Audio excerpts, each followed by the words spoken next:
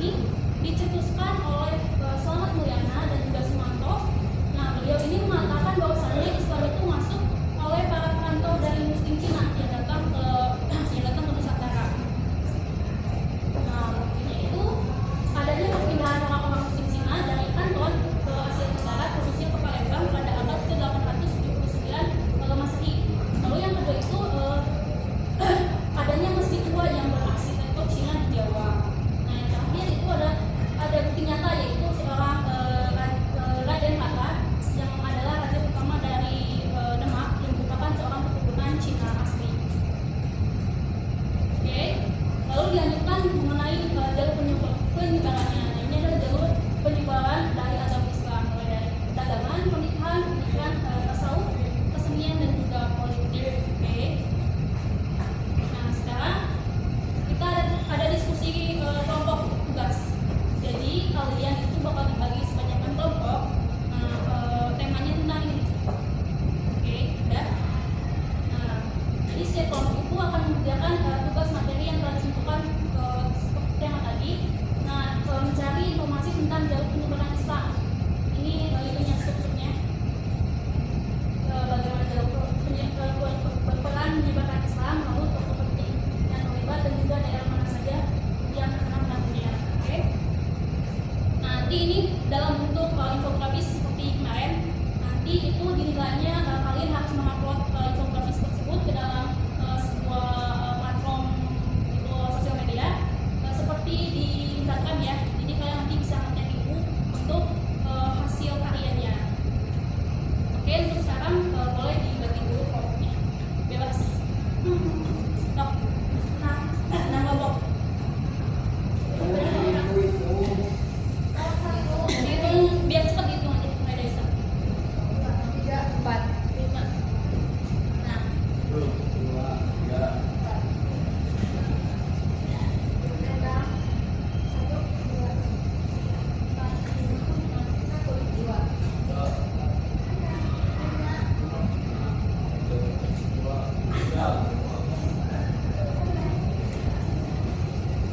Siapa satu up?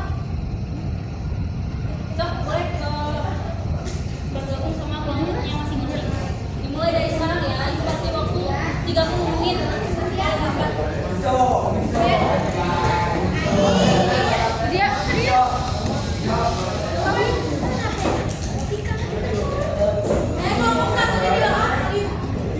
Kelompok satu jadi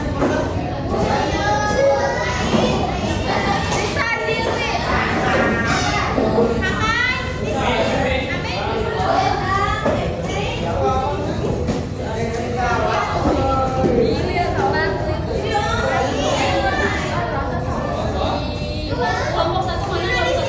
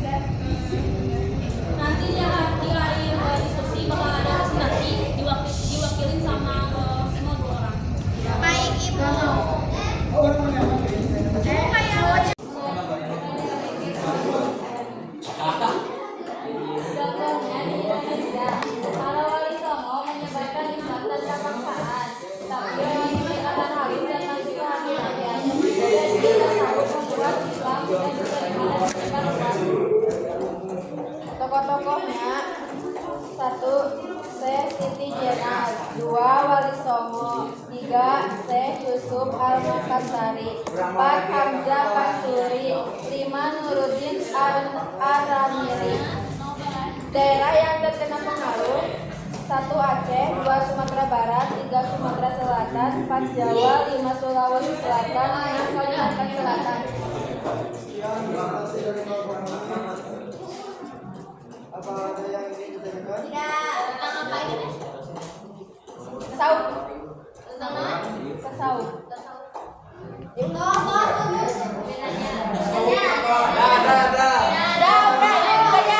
Boleh kalau ada yang mau nanya boleh. Aku mau nanya, pada abad keberapa penyebaran Islam dan tasawuf sama masalah di Indonesia? Indonesia Namanya? pada abad keberapa? Tasawuf digunakan. Kita tuh Kos. Pada abad ke-13. Tidak tahu. Di kosong. Namanya?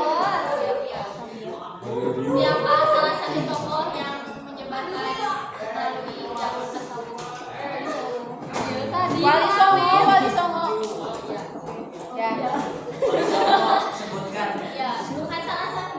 Salah satunya? Ya Wali Songo.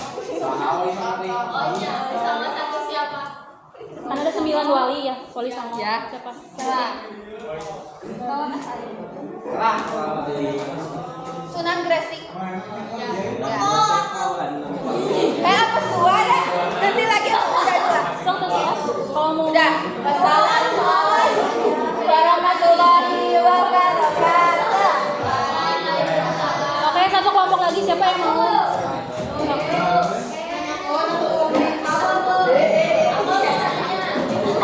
Gini terus. Dia lagi loading. Atau kayak kalau di rumah dia apa gitu. Asal udah jadi sekarang gitu. Jadi hari ini tetap dikirim di Zagram, tapi sehabis pulang boleh enggak? Assalamualaikum warahmatullahi wabarakatuh. Perkenalkan, kami dari kelompok 2 akan menjelaskan tentang penyebaran Islam melalui pernikahan. Sebelumnya, nama saya Reja. Dengan saya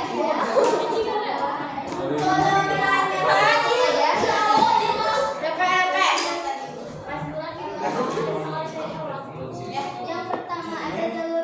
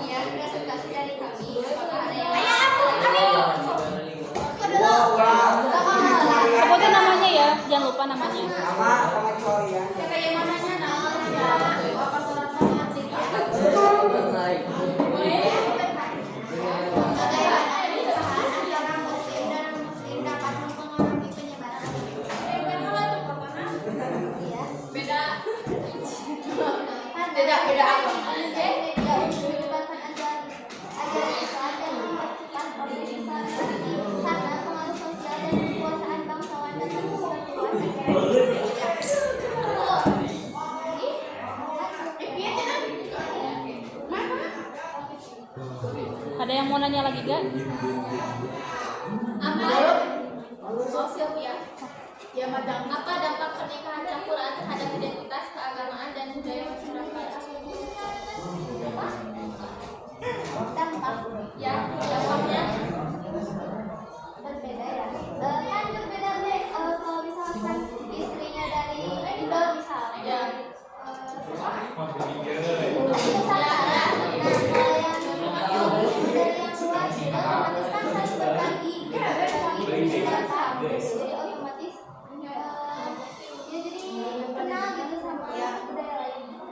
Akulturasi budaya. Masyarakat juga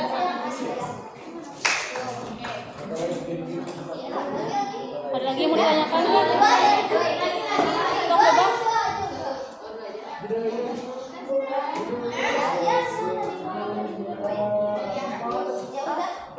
Sekian presentasi dari kelompok kami. Mohon maaf bila ada kesalahan. Wassalamualaikum warahmatullahi wabarakatuh.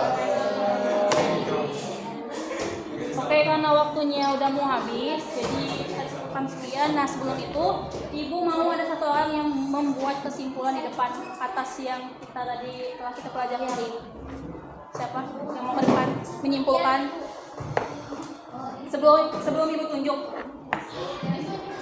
Ya, ada yang menawarkan diri gak? Mau? Hasil yang kita telah pelajari di hari ini. Sok, gak apa singkat aja gak apa. Ada gak? Aku. Boleh. Singkat padat. Ya, singkat, padat dan jelas. Namanya siapa? Salsabila Kirana. Jadi teman-teman, kesimpulan untuk pembelajaran hari ini kita tahu mengenai sejarah masuknya agama Islam ke negara kita Indonesia Raya ini. Jadi banyak banget faktor-faktor yang mempengaruhi masuknya agama Islam ke Indonesia. Salah satunya itu perdagangan, perkawinan, dakwah, terus pernikahan. Sekian. Terima kasih. Untuk hari ini Ibu cukupkan sekian. Nah, untuk minggu depan kita akan mempelajari tentang kerajaan-kerajaan Islam yang ada di Nusantara. Oke, cukup sekian yang dapat Ibu sampaikan. Terima kasih. Wassalamualaikum warahmatullahi wabarakatuh.